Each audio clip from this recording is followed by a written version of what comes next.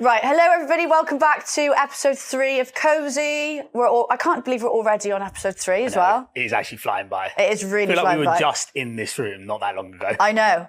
And it feels like literally the other day, I was in your house, we were with Luke and Andy of Gig, and we were talking about we need to get it set up. And now we're on episode 3. Buzzing. Crazy. But it's been wicked, isn't it? Yeah, we've had some really good responses as well from people, haven't we? We were just talking about that this morning. The amount of stories that are coming in now are just, it's so good. The stories are amazing, so keep them coming. And I even had a friend of mine who is in no way associated with the recruitment industry say like, I'm absolutely loving watching it. I haven't got a fucking clue what you're on about because I don't know anything about recruitment, but I'm just really enjoying watching two mates have a chat. And that is what we wanted, wasn't it? Yeah, 100%. And actually we're going to talk about socials afterwards, and we're going to try and get some more of the content out on different socials to try and drive some more people in. But thank you to everyone that is watching and is listening, all the likes and shares. But I'm going to shout out Nicole West from Hinterview, who at the Ops Summit I was at last week, I went to the bar, came back, and she was telling everyone there, hey, you got to watch KOSI. You got to watch KOSI. Did a bit of I promo love that. for us. It's amazing, honestly. I love it. I love that people are advocating for it so much. Yeah, no, it like, that's when we know we're doing what we set out to do, because that was our aim, wasn't it? Yeah, bit of fun. Bit of fun, being ourselves, just having a chat. Yeah. I feel like this recording time actually has come at a good time in how I'm feeling at the moment, because everything's been so serious with work, been busy, been knackered. It's been a very difficult June, if I'm being completely honest. Yeah. It's gone very quickly, but it's been a slog. I am so tired. I couldn't be arsed today, I'll be honest with you. This is minimal effort. But I'm just knackered. Yeah. Absolutely knackered. Slogging my guts out for minimal revenue coming into my business, I'll be honest with you. Yeah. I mean, I'm with you. I feel like I've been burning the candle at both ends as well, because I'm one of those people that doesn't like to, I don't want to feel like I'm missing out on life and sacrifice life and experiences, etc., for just work. Yeah. So rather than tapering one down to a sensible level, I just go turbo on both. And so we've had a similar June, I feel. We have, yeah. And actually, we Kate and I obviously, I feel like we talk less now that we have the show. Do you think? Oh, we do. Because we're trying to save our stories for the show, whereas normally we talk more. But no, I think this month has been a slog, and I think we speak to a lot of people in the industry, right? And I think plenty of people are feeling the pinch. I've had so many negative conversations about market and all that sort of stuff, but people are struggling. And I did a post about this yesterday, emotionally. Yeah. So I've had a lot of conversations with agency owners where they are at their wits' end and they are nearly in tears, to be honest with you, and they're just really struggling. And I'm not men and women. Do you know what I mean? And it's being what I find sometimes is I'm a great shoulder to cry on, but I haven't got anyone's shoulder to cry on myself as a metaphor. Do you know what I mean? So I take all of it on. Yeah. So June has been challenging, but I'm also helping other people with their challenges, which is, don't get me wrong, I enjoy that and it's part of what I do, but it's a lot. It's a lot, definitely. And I just realised I sounded like an old grime song where it goes, it's a lot. I don't know what you're on about.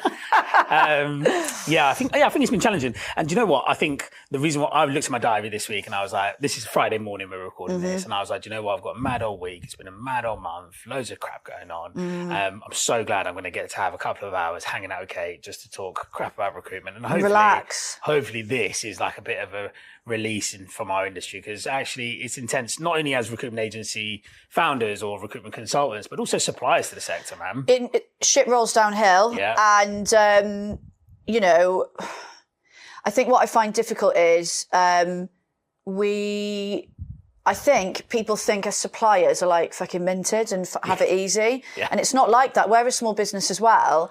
And I think sometimes what I find frustrating is, me, I'm trying to help, the agencies I work with get better rates, get better margins, get what they're worth, know their worth, but then they want me to cut my worth. And it's like, I've got bills to pay as well, and I'm fucking good at what I do, and I deserve to be paid. Press the button. Oh, it doesn't work.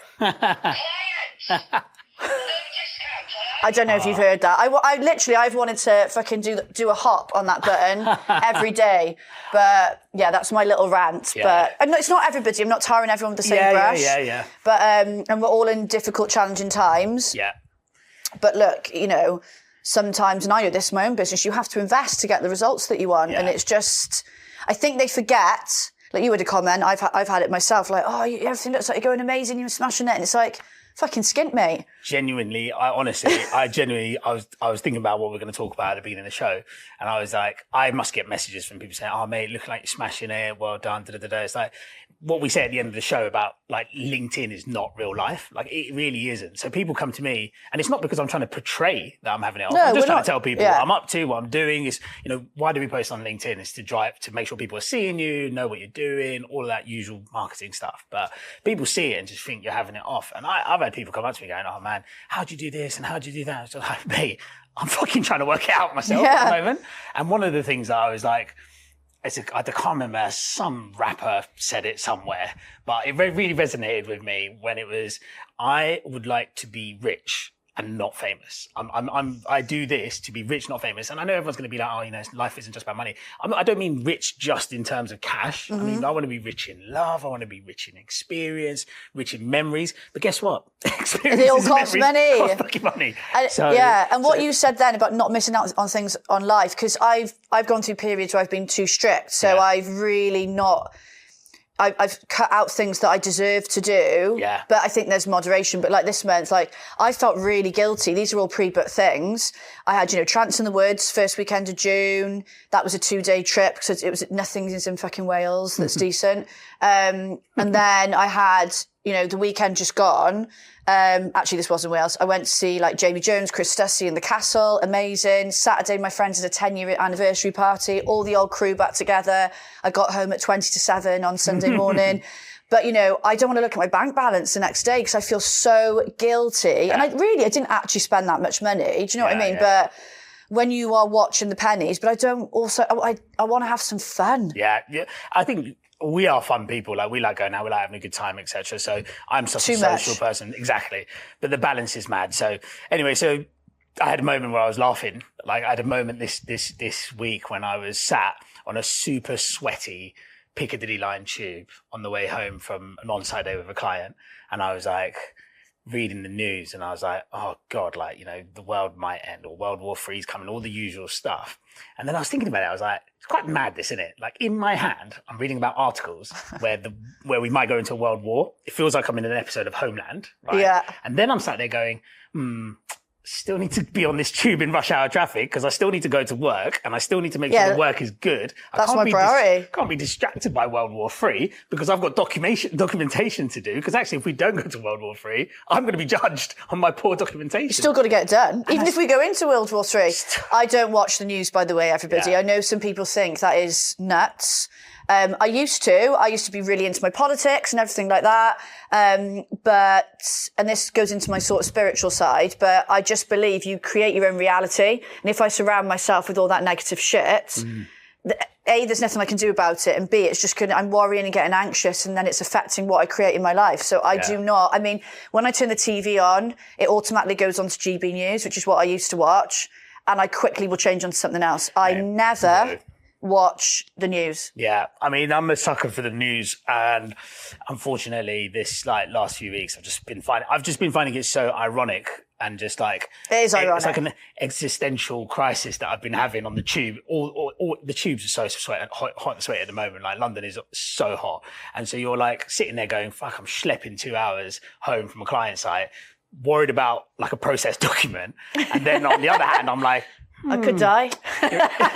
Iran might bomb us. It's just ridiculous. Anyway, so that was making me laugh. But we're here, and actually we're here, and it's worthwhile noting that the football season is almost back. So 1/3 of my personality is almost returned. I was going to say, what did you bring? Bought my QPR calendar. Which you've actually got turned to the right month. It's the correct month, yeah. Because you've used it. I've used it. And I've got my shirt on because why not?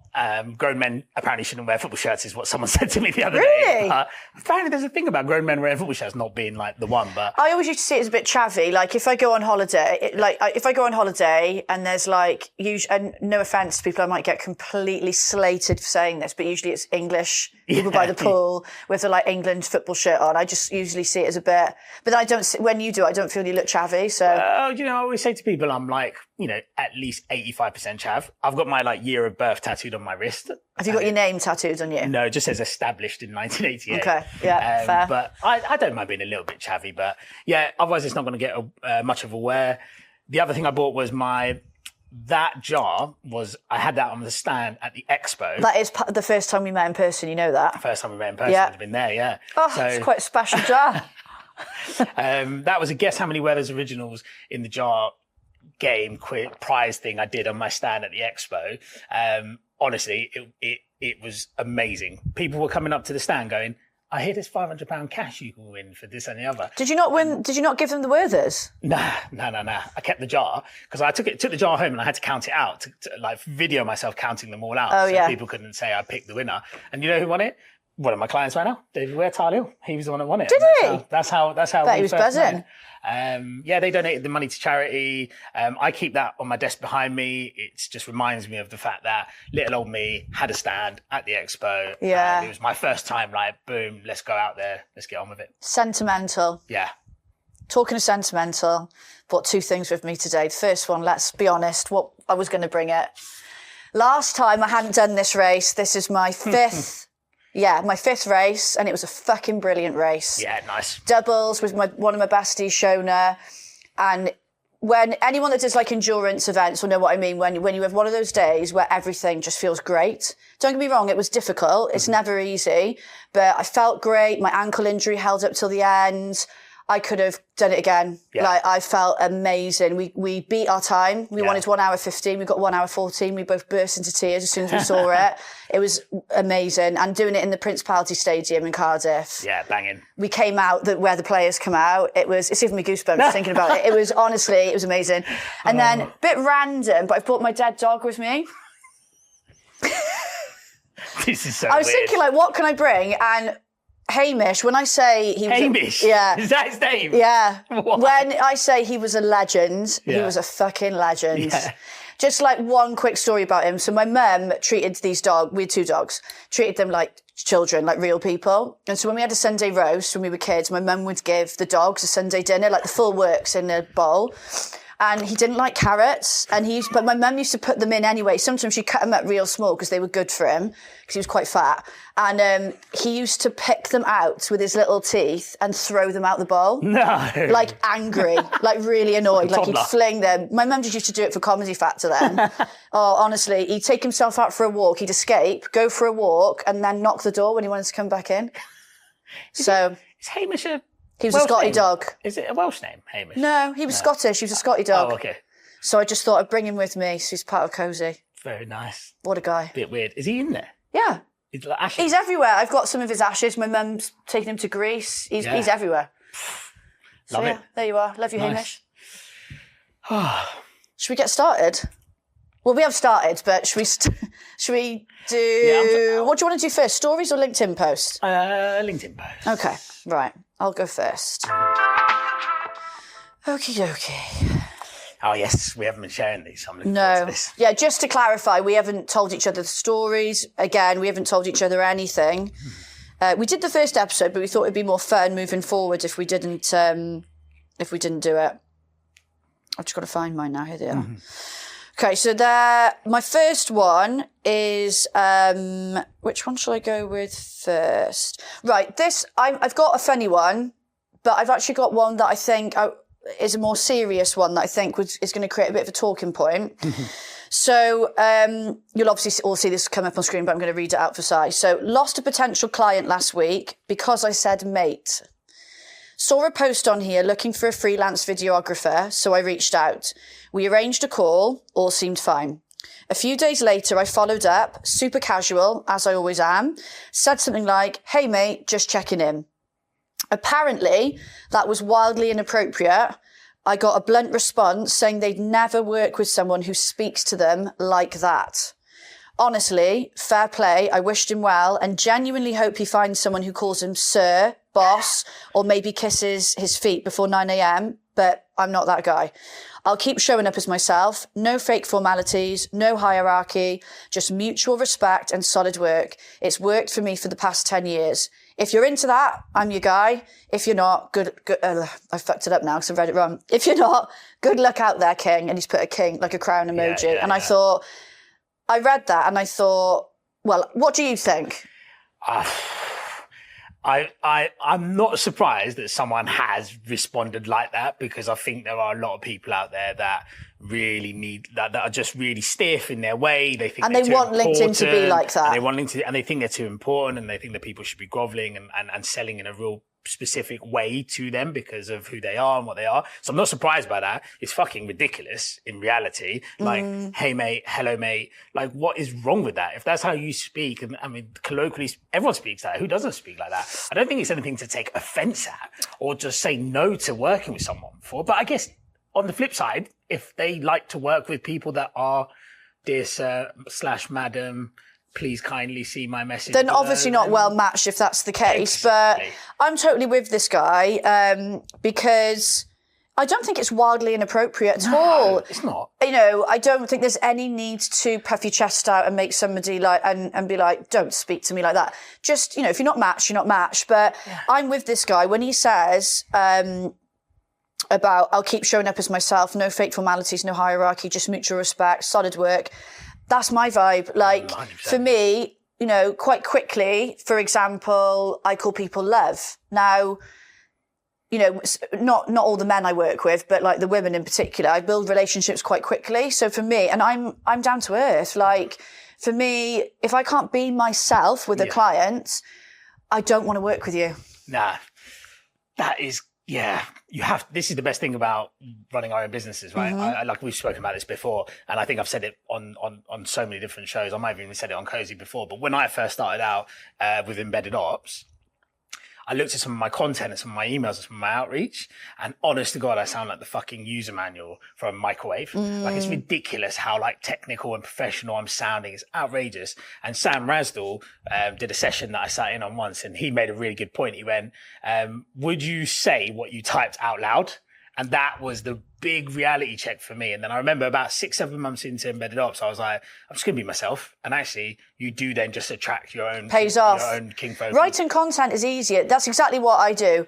Is when I'm writing a post, when I'm writing a message to somebody, I write exactly how I would speak. Yeah. Like I'm saying it in my head. Like if I was actually having a conversation with this person, what would I actually say to them?